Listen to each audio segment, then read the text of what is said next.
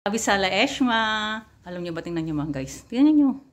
Kung kaano ako kapawis na pawis. Pero look fresh pa rin, char. Ayan, ayun nga. Kasi nga, ba't ako naging ganitong kapawisan? Diba? Unang-una sa lahat, hindi pa ako naliligo. Pangalawa, nagbuhat po kasi ako ng 3 ganito. Diba? Tapos, sabi ko sa Highmart, doon sa nag-bagger sa Highmart, inisang bag lang niya. Sabi ko, kuya, 3 litro yan, 1.5. Pwedeng paghiwa-hiwalay mo kasi hindi naman ako ganun ka-strong. Para kahit pa paano hindi mahirap magbuhat.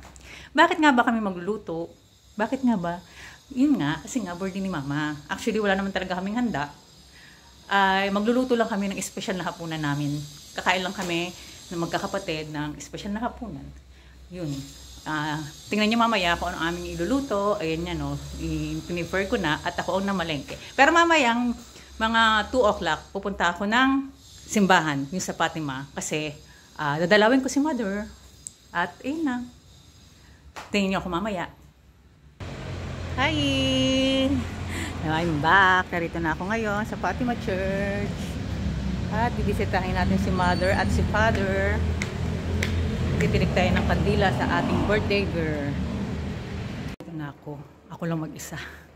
Siyempre, ayan, si mama. Happy birthday, mother. Ayan. Ako lang mag-isa rito ngayon sa Columbarium. At solong-solo natin si mother. Mag-aali lang ako ng konting dasal at balik tayo mamaya. Pinagtirik ko na si mama at si papa ng kondila at nagbigay na po ako, nakali na ako ng dasal. Ako guys, kasi medyo mainit, hindi ko na binuksan yung electric fan. Actually guys, bye ma, alis na ako, happy birthday again. At ito na nga, kahit mag-isa ka dito sa Columbarium na to, hindi siya nakakatakot guys. Actually ditong side na to, medyo madilim mo. See? Pero ako, madalas pag nagbadalaw ako rito kay mama, lagi mag-isa lang ako. Sa totoo lang. Kaya lang, ngayon nga lang, hindi ko alam kung may kasama ba ako. Chor! Joke.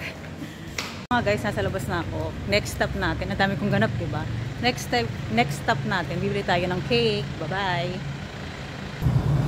Okay, nandito na ako sa Red Ribbon. At bibili na ako ng cake ni mama. Ayan! Naririto na ako sa bahay. Sobrang pagod ako, nag-i-start na magluto ang aking sisterette. At talaga naman, wala kami handaan guys. Magkakaroon lang kami ng special na hapunan. Yun. Bumili rin akong cake. Ayun na. Narito na ako at mag-start na rin ako magluto. Guys, tapos na ako kami magluto. Ayan ang aming handa. Actually, dinner lang naman yan. Wala kaming bisita. Yung tita Shoni ko lang tsaka tito Robert ko. Yan. Okay. Yan ang handa para kay mama. Yan ang prepare namin. Happy birthday in heaven, Mama Lena. Yan. Okay. Thank you. Yan, sarap. Tapos na kami. Yan. Yan. Actually, wala naman talaga kaming handa. Konti-konti lang yan, guys. Hindi naman talaga kami naghanda.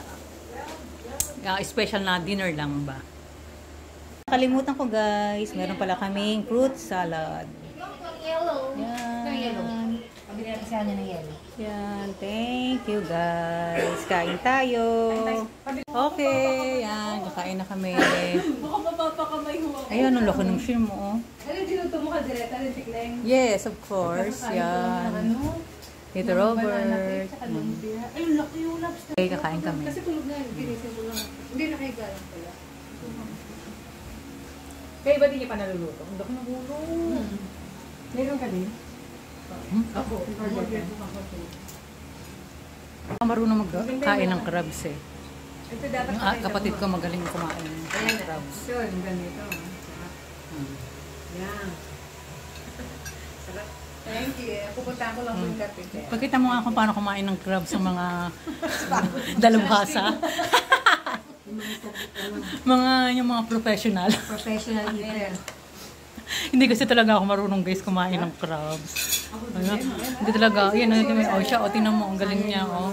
Diba? Yan. Hindi rin ako kasi ganun kahilig sa crab. O, may bisita kami magdangal. O, yan. Panuhin yung pandangan. Kababamot lang sa higaan. Kakain. Nga lang sa namin yung